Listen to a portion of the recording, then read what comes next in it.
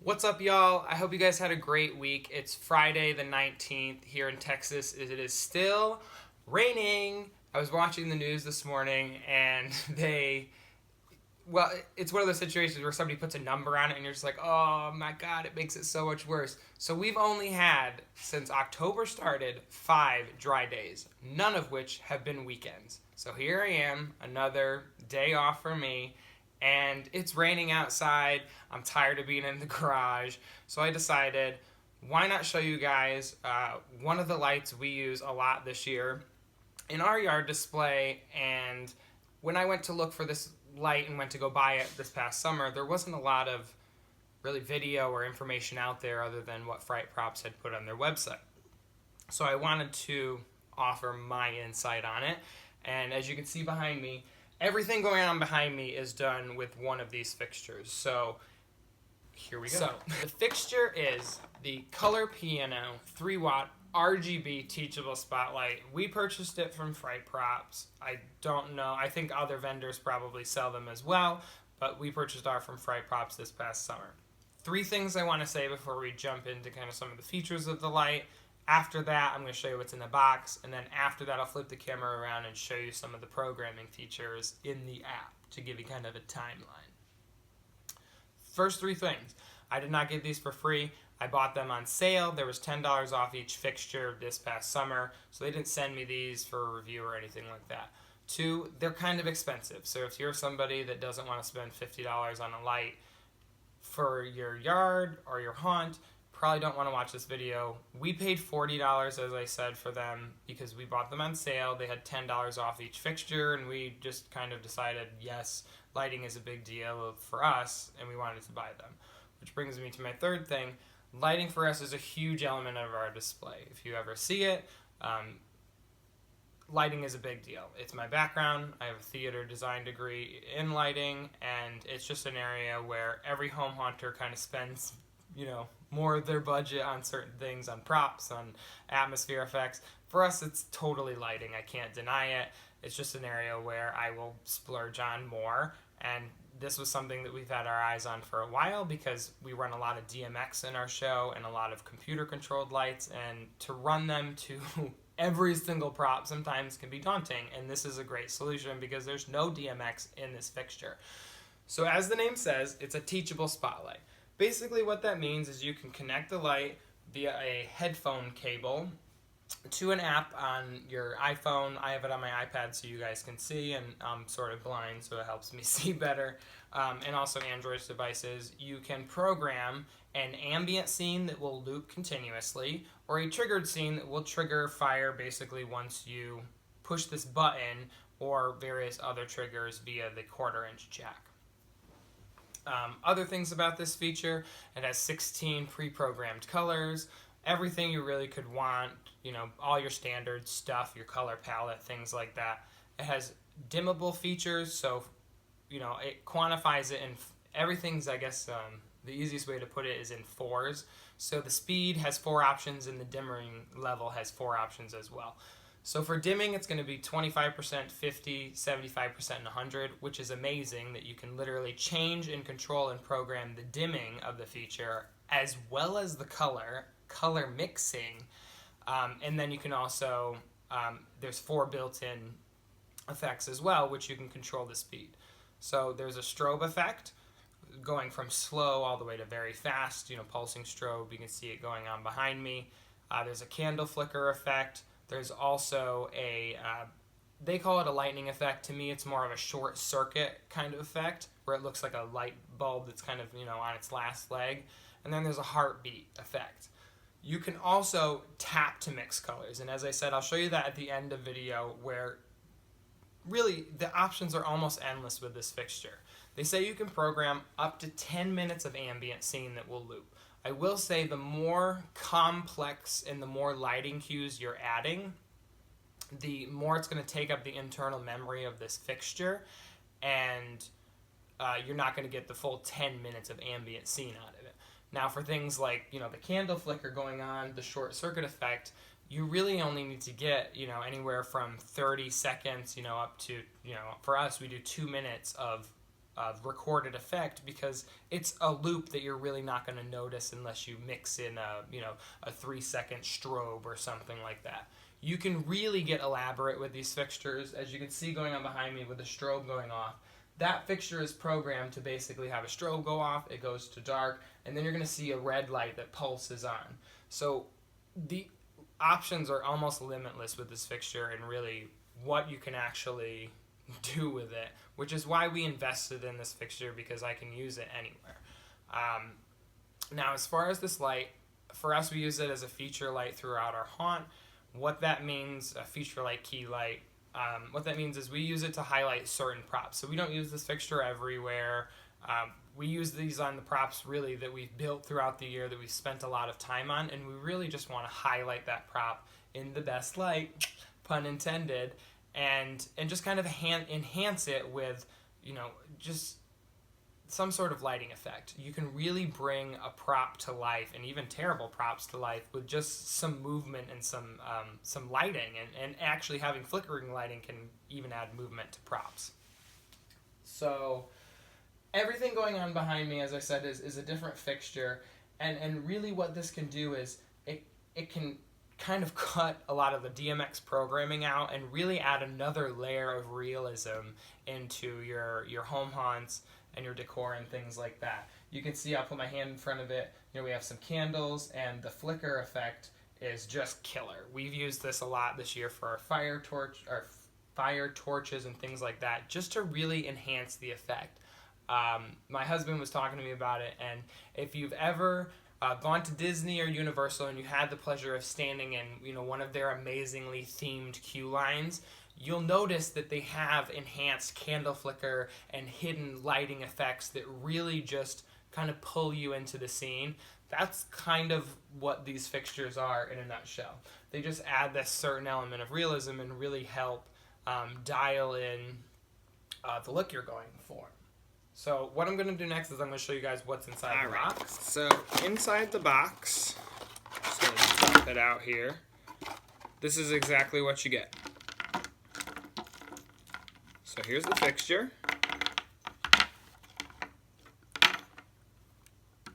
It comes with a lighting bracket. Just be super careful with the lighting bracket. It's plastic, we'll just say that. It slips right on. These fixtures, we have a couple of them where we've built them into different things, but just be aware that you can kind of easily break this little plastic part right here. But that's the light, super tiny. It also comes with a push button trigger, as well as an adapter for the headphone jack. These go together. Doesn't really matter how it's wired, but basically you're gonna unscrew it and insert these into the outer screws. There's 3, you don't want to use the middle one. And then that'll allow you to use the push button on the light. It also comes with a power source. You can purchase 2 ways and 5 ways and power multiple lights up off of one of these power sources, but each light comes with its own power source.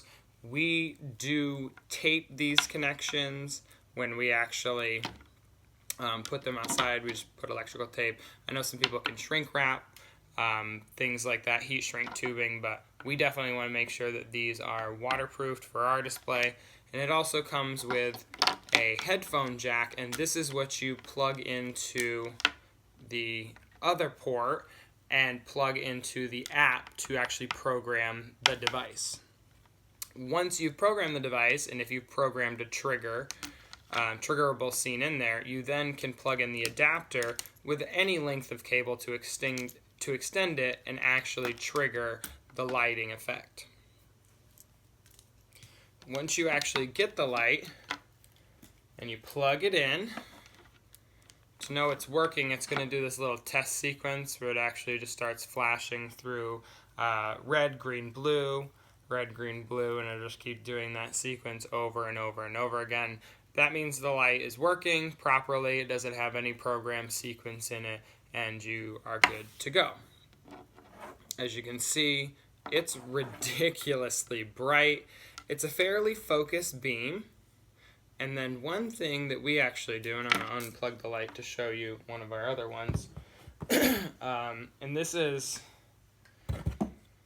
something, I guess I got it from theater, but in theater these would be called snoots, top hats. It's basically something to focus the kind of light spill and also hide the light source to some degree of where it's coming from.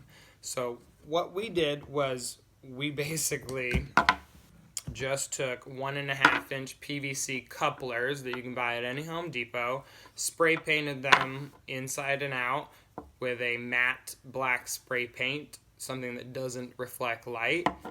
We then, for the sake of being able to see on camera, went around the light fixture itself with some electrical tape to actually make it snug inside our little top hat. I like calling them snoots, but that way it slides on and it hides the light source and also focuses a bit better. We do this on really any overhead light. We have a lot of torches that we're highlighting this year, and we do this with a lot of overhead lighting just to focus it and also hide where the light source is coming from.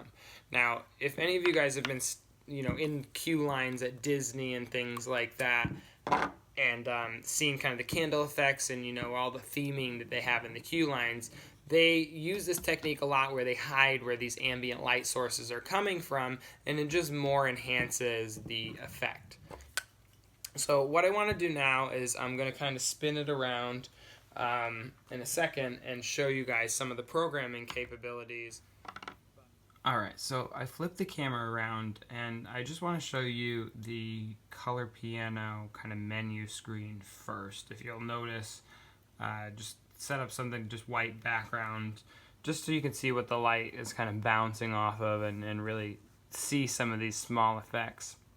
However, to get it to pick up the menu, I have to kind of dial the other light down because it is really bright. So I want to go over that first, and then I'll adjust it so you can see kind of the lighting effects better, and I'm sure it's going to freak out once I start touching. But the menu along the top, you have 4 buttons. You're going to see it says ambient show, triggered show, there's a play button and a record button. You're also going to see the dimmer values where you can go from 25, 50, 75 all the way up to 100%. Below that you're going to have your fade. So when there's no effect active, you can adjust how it fades between the different colors. So there's a slow fade, a medium fade, fast, and no fade. Down here, you can see the R, G, and B, the red, green, and blue options, and then all the color mixers that go below. This is a black and white over here. And then at the bottom, you have your strobe, candle, what they call lightning or flicker effect, and then heartbeat. Up at the top, you'll have some settings up here.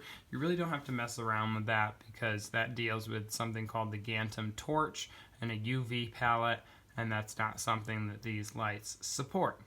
So now what you can do is you can connect your light fixture to your device, and it will recognize it. If it doesn't recognize it, you're basically just going to hit next. Now what I want to show you guys is just kind of some of the recording capabilities of this fixture and really the highlight of it. So right now you can see that it's connected into my device.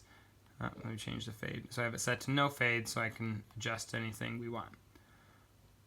For example, I'm going to use the effect of a police light or police bar. We're using this several places in our display around the barbed wire, and we wanted to give the effect of kind of those police lights, so the red and blue flashing lights pulsating. That was really the effect that we were going for. Now usually I would have to go into a DMX fixture, program this all in, run the lines out to the fixture, but not with this light. With this light I can simply go into my ambient show. I can select the effect that I want to use, which is going to be a strobe effect. Now mind you, it'll let you adjust this before, but we're going to create a strobe effect that basically switches from red to blue and back. And I just want it to loop like this. and then I'll want it to shut off and then start again. So that's what I'm going to program into the fixture. So I'm going to go to ambient show, and I'm going to hit the red record button over here. This is the first thing you're going to see. It's going to say ready to record, and it's going to stop any of the effects. You'll notice down at the bottom strobe is still active. I still have it set to very fast, and I have it on 100%. What it's waiting for me to do is select the first color so it can start recording information for the ambient scene. Once you do that, this percentage will start to count up all the way to 100, which means it's full, and you will also see a timestamp over here. It's not super accurate, but it gives you an idea of what you're going to be programming. So as soon as you tap the color, it's going to start recording. For me, it's going to start with red. I'm going to press and hold the red and tap to blue. You'll see every time I tap, it's using up a percentage of the memory, and it's also counting up. Now once it's done, I'm going to hit the red to stop. It's still recording, and I'm programming this scene in. Now I can go ahead and pop in a strobe, turn it off again. Again, it's still recording all of this, and then I can hit stop. Now, to make sure that your scene's recorded, what I'm going to do is I'm going to basically tell the light to do something. I'm going to make sure ambient is selected. I'm going to press the play button. It's going to play back the pre-programmed scene that you just recorded into the fixture. This is a perfect time where you can check the timing. It does get a little tricky if you're programming it to a Fright Props controller or something like that. But I would have to say the options and versatility of programming these fixtures individually heavily outweighs having to go and run DMX to every single fixture. So you'll see it's running through the strobe that I programmed in along with the blackouts. And then what it's going to do is once it stops, it's not going to loop the actual show because it's just going to play it back once. However, once I go over and I unplug the fixture, it will now just continuously loop the show until you reprogram it again. So anytime you plug the fixture in, it's just going to kick on the internal memory of the show that you programmed. And next you're going to see the strobe.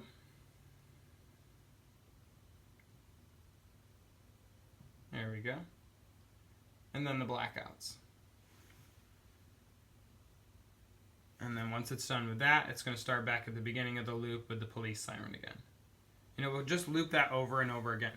Now, if you program a triggered show in there, what it's going to do is when you activate the trigger, whether a push button or a Fright Props controller, it will activate a second recordable scene. So everything the same as the first, it just only turns on when the light is actually triggered.